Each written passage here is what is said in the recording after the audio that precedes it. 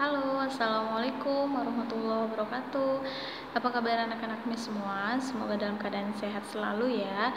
Tetap jaga kesehatan dan kebersihan agar terhindar dari COVID-19. Dan Miss harap anak-anak Miss semua tetap semangat belajar. Kita sama-sama berdoa semoga wabah ini cepat diangkat dan kita bisa kembali normal belajar seperti biasa di sekolah dengan guru dan teman-temannya ya. Nah, untuk pada pertemuan hari ini kita kembali belajar bahasa Indonesia.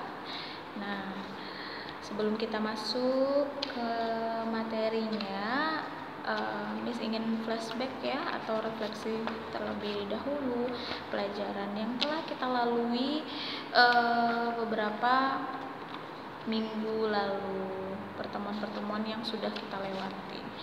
Nah, kita kemarin sudah masuk ke tema 3, yaitu pembahasan materi di tema 3 tentang teks eksplanasi. Nah, Miss harap anak-anak Miss masih ingat ya apa itu teks eksplanasi. Miss sudah pernah menjelaskan tentang teks eksplanasi, lalu Miss juga telah menjelaskan, memberikan juga contoh-contohnya apa sih perbedaan dari teks eksplanasi dengan teks yang lainnya. Karena jelas ada beberapa teks yang kita tahu, yaitu seperti teks deskripsi, teks narasi, eksposisi, argumentasi, dan sebagainya. Nah, lalu teks eksplanasi ini yang membedakan dari teks-teks ini apa, Miss? Seperti yang Miss jelaskan, teks eksplanasi adalah teks yang berisi tentang penjelasan tentang suatu hal. Jadi, teks ini biasa yang dipaparkan dalam teks itu adalah berupa fakta. Jadi, isi teks itu disampaikan secara detail apa saja yang ada di dalam teksnya. Contoh misalnya tentang hujan yang sudah berkali-kali Miss jelaskan. Nah, suatu peristiwa terjadi tanpa mungkin peristiwa itu terjadi tanpanya sebab. Jadi sebab itu atau proses-proses itulah yang dipaparkan di dalam teks eksplanasi. Jadi sebelum terjadinya hujan ada prosesnya gitu. Nah, prosesnya itu sebelum terjadinya hujan, apa sih yang membuat hujan itu terjadi? Ada sebab dan akibatnya. Begitu.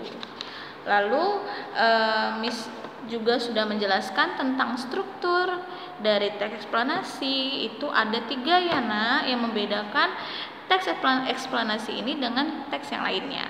Yang pertama adanya pernyataan umum, adanya deretan penjelas, adanya kesimpulan. Begitu. Terus Miss juga sudah kalian sudah juga menemukan struktur di dalam teks ya. Contohnya kemarin tugasnya yang Miss berikan itu menemukan struktur dari teks eksplanasi pengaruh gadget ya. Nah, terus anak-anak Miss juga sudah menemukan informasi penting dari teks eksplanasi. Nah, terus kita juga sudah menulis teks eksplanasi. Kemarin Miss telah menjelaskan bagaimana langkah-langkah dalam menulis teks eksplanasi. Terus anak-anak Miss juga sudah membuat ya. Ternyata tanpa kita sadari kegiatan yang telah kita lakukan itu juga bisa kita buat dalam teks eksplanasi gitu. Terus anak-anak Miss juga sudah melengkapi paragraf yang tentang banjir menjadi sebuah teks eksplanasi dengan tambahan kalimat pendukung untuk teks tersebut.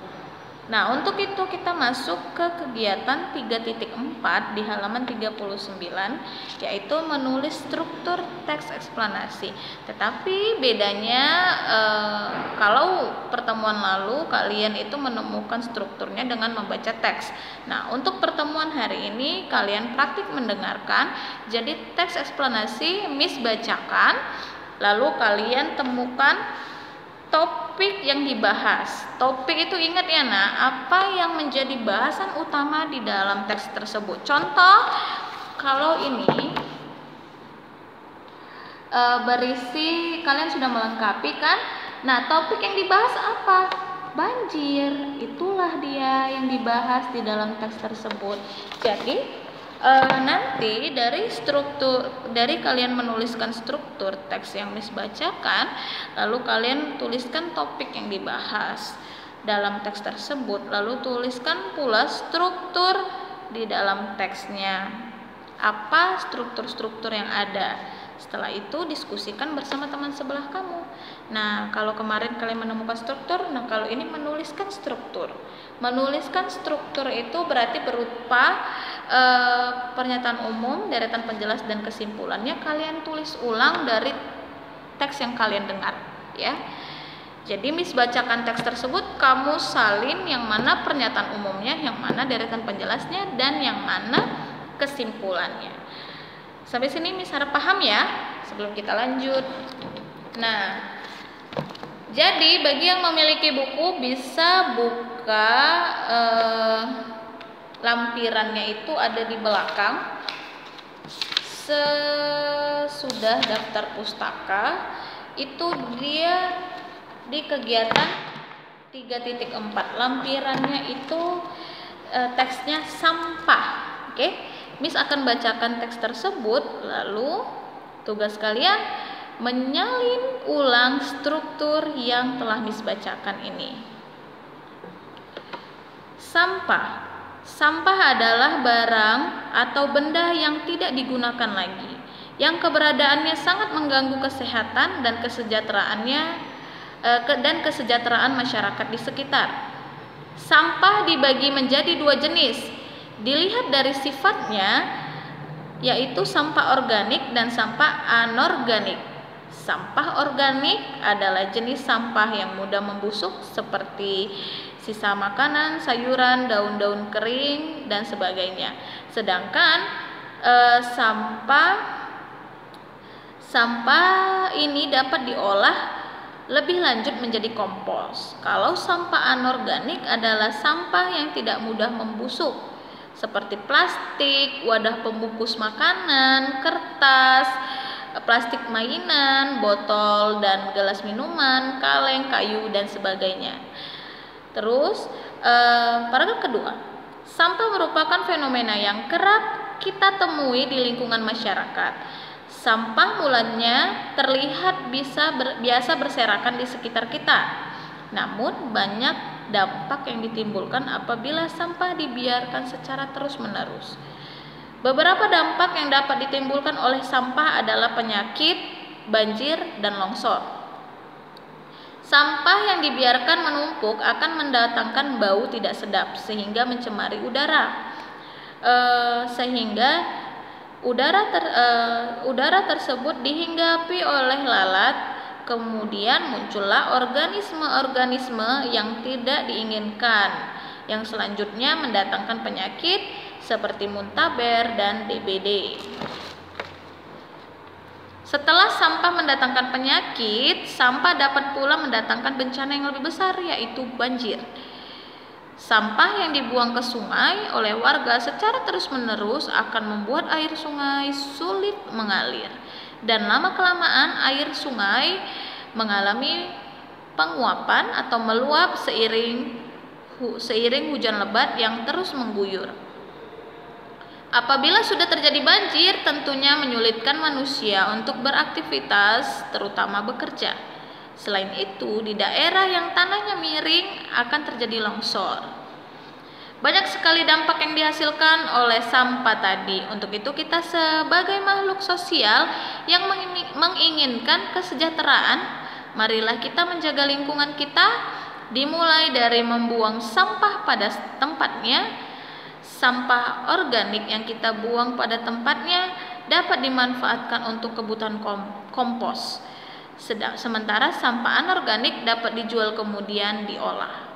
Oke, berikut tadi pembacaan teks tentang sampah. Berarti kalian anak-anak Miss tulis topik yang dibahas. Topiknya sampah. Lalu yang kedua, struktur dari teks ini. Yang mana tadi Miss jelaskan dari teks eksplanasi ini mana pernyataan umumnya. Tulis pernyataan umumnya, lalu deretan penjelasnya. Apa? Lalu yang ketiga, mana kesimpulannya. Kesimpulannya tadi seperti masukan ya, seperti yang Miss jelaskan tadi yang di akhir, bagaimana upaya kita untuk menjaga lingkungan kita harus seperti apa, lalu sampah-sampah ini harus kita buat seperti apa, itu ya. Jadi kalian temukan topik, temukan pernyataan umumnya, deretan penjelasnya, dan kesimpulan. Oke, dari teks ini secara tidak langsung ini ada di sekitaran kita, sampah. Ternyata peristiwa yang pernah kita lakukan atau pernah kita alami atau keadaan yang ada di sekitar kita ternyata bisa dibuat menjadi sebuah teks eksplanasi. Contohnya ya sampah. Tanpa kita sadari tentang sampah ini bisa kita buat dalam bentuk teks eksplanasi seperti yang Miss jelaskan. Oke, sampai sini Miss harap paham ya. Jika ada yang ingin ditanyakan, silakan tanyakan di kolom komentar. Oke, assalamualaikum warahmatullahi wabarakatuh.